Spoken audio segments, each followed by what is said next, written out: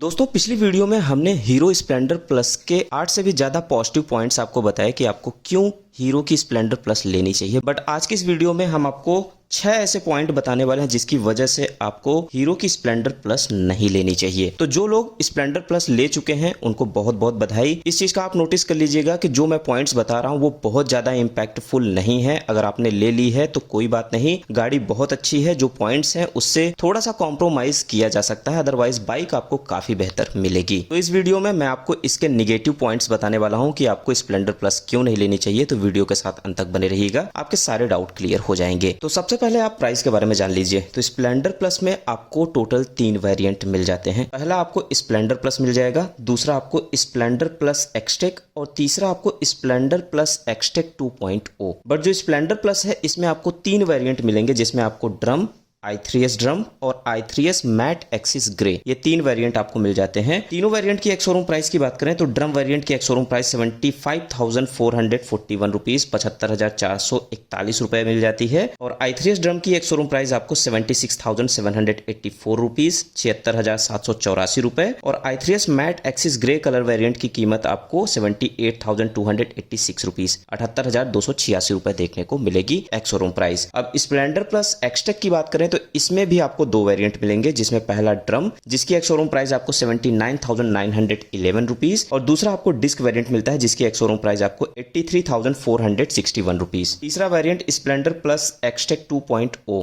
जिसकी ex showroom price आपको 82,911 rupees 82,911 रुपए एक्स शोरूम प्राइस आपको मिलेगी। तो स्प्लेंडर प्लस के सभी वेरिएंट की मैंने आपको प्राइस बताई। अब हम बात करते हैं इसके निगेटिव पॉइंट्स की। तो देखिए जो इसमें पहला निगेटिव पॉइंट है वो है इसके ब्रेकिंग से रिलेटेड। फ्रंट ब्रेक में आपको इसके ब्रेकिंग इशू देखने को मिल जाएगा। 130 mm का ड्रम ब्रेक फ्रंट में आपको मिल जाता है, बट जो ब्रेकिंग है वो आपको उतनी ज्यादा इंप्रेसिव देखने को नहीं मिलती है। IBS ब्रेकिंग सिस्टम का सपोर्ट है बट ब्रेकिंग बहुत ज्यादा बेहतर आपको नहीं मिलेगी। फ्रंट का जो ब्रेकिंग है वो आपको एवरेज ब्रेकिंग देखने को मिल जाएगा, सुपीरियर क्वालिटी का ब्रेकिंग क्वालिटी इसमें आपको नहीं मिलता है और ये इसका पहला निगेटिव पॉइंट होता है। दूसरे पॉइंट की बात करें तो दूसरा पॉइंट है हीटिंग इशू। तो देखिए नॉर्मली सभी गाड़ियों में हीटिंग की इशू थोड़ी बहुत होती है, बट स्प्लेंडर प्लस में हीटिंग का इशू बहुत टाइम से चला आ रहा है और बहुत ज्यादा ये हीट हो जाती है। अगर गर्मियों की बात करें तो गर्मियों में ये बाइक बहुत ही ज्यादा, मतलब कि एक मानक के अनुसार से कहीं ज्यादा ये हीट हो जाती है। तो हीटिंग का इशू आपको स्प्लेंडर प्लस के सभी वेरिएंट में देखने को मिल जाएगा और ये एक मेजर इशू है स्प्लेंडर प्लस का कि इसमें आपको हीटिंग का इशू देखने को मिलेगा। तीसरे पॉइंट की बात करें तो तीसरा पॉइंट है इसका सीट कंफर्ट।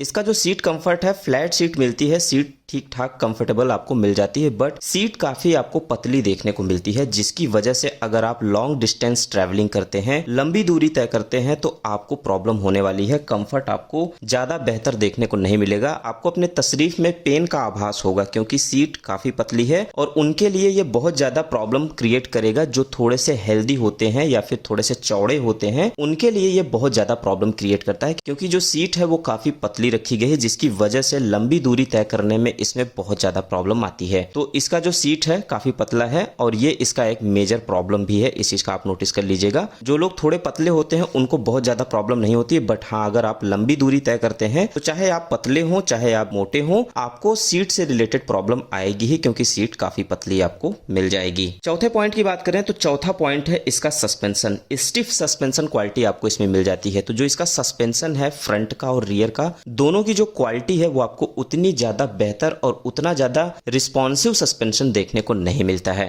फ्रंट में आपको टेलीस्कोपिक सस्पेंशन मिलता है और पीछे आपको हाइड्रोलिक सस्पेंशन देखने को मिल जाता है, लेकिन जो सस्पेंशन की क्वालिटी है वो बहुत ज्यादा बेहतर आपको नहीं मिलेगी। तो इसमें सस्पेंशन से भी रिलेटेड प्रॉब्लम आपको देखने को मिलेगी। पांचवें पॉइंट की बात करें तो पांचवा पॉइंट है इसकी प्राइस को लेके। Price hiked on base design performance. इसकी जो प्राइस है बेस मॉडल की, अगर हम प्राइस की बात करें तो बेस मॉडल में आपको बहुत ज्यादा फीचर्स नहीं मिलते हैं, बट इसकी प्राइस उसके हिसाब से काफी ज्यादा आपको देखने को मिलती है। यानी बेस मॉडल में आपको कोई फीचर्स नहीं मिलता है, बट अगर हम गाड़ी के फीचर्स के अकॉर्डिंग अगर हम इसकी प्राइस को कंपेयर करें तो प्राइस आपको काफी ज्यादा देखने को मिल जाती है। तो प्राइस से रिलेटेड इसमें आपको थोड़ा सा कॉम्प्रोमाइज करना पड़ेगा क्योंकि प्राइस इसकी बहुत ज्यादा है अकॉर्डिंग टू फीचर्स। इसमें फीचर्स आपको बहुत ज्यादा नहीं मिलते हैं, बट प्राइस आपको काफी हाइक देखने को मिलेगी। सातवें पॉइंट की बात करें तो सातवां पॉइंट है इसके वेरिएंट से related. Lots of confusion between variants. इसमें आपको बहुत ज्यादा कंफ्यूजन होने वाली है इसके वेरिएंट को लेके। जैसा कि मैंने आपको बताया कि स्प्लेंडर प्लस के अंदर में 3 वेरिएंट आ जाते हैं जिसमें इसमें ड्रम, फिर i3s ड्रम, उसके बाद आपको i3s matte axis grey colour देखने को मिल जाता है। उसके बाद इसमें स्प्लेंडर प्लस एक्सटेक आ जाता है, उसके अंदर भी आपको 2 वेरिएंट मिल जाते हैं, ड्रम और डिस्क। उसके बाद Splendor plus Xtec 2.0 top model आ जाता है जिसमें सिंगल वेरिएंट ही मिलता है। तो इसके वेरिएंट जितने भी हैं उसकी वजह से बहुत ज्यादा कंफ्यूजन हो जाती है और सभी वेरिएंट की प्राइस आपको अलग अलग देखने को मिलती है। इवन इसके स्टिकर और ग्राफिक्स में भी बदलाव कर दिया जाता है तो इसकी प्राइस बढ़ जाती है। इस चीज का आप नोटिस कर लीजिएगा। तो इसके वेरिएंट के हिसाब से इसमें आपको बहुत ज्यादा कंफ्यूजन देखने को मिलने वाली है। तो टोटल 7 ये निगेटिव पॉइंट्स हैं जो मैंने आपको बताया जिसकी वजह से आपको स्प्लेंडर प्लस नहीं लेनी चाहिए। बट अगर आप स्प्लेंडर प्लस लवर हैं तो आप बाइक को ले सकते हैं। जो मैंने पॉइंट्स बताए हैं ये उतने ज्यादा इफेक्टिव नहीं है। अगर आपको सही नॉलेज है और सही परख है तो आप इजीली इसके किसी भी एक वेरिएंट को चूज कर सकते हैं। अदरवाइज जो हीटिंग की प्रॉब्लम है वो तो रहेगी ही, उसे हटाया नहीं जा सकता। जो सीट की प्रॉब्लम है वो भी रहेगी, इस चीज का आप नोटिस कर लीजिएगा। बट अगर आपको बहुत ज्यादा दूरी तक राइड नहीं करना है तो बाइक लिया जा सकता है, कोई प्रॉब्लम इसमें नहीं है, कोई इशू नहीं है। बाइक अच्छी है, ऐसा नहीं है कि बाइक बुरी है, बट इस चीज का आप नोटिस कर लीजिएगा कोई भी बाइक परफेक्ट नहीं होती है। तो हर बाइक में थोड़ी बहुत कमियां होती हैं जिसे हम कॉम्प्रोमाइज करते हैं। तो थोड़ा बहुत कॉम्प्रोमाइज आपको स्प्लेंडर प्लस में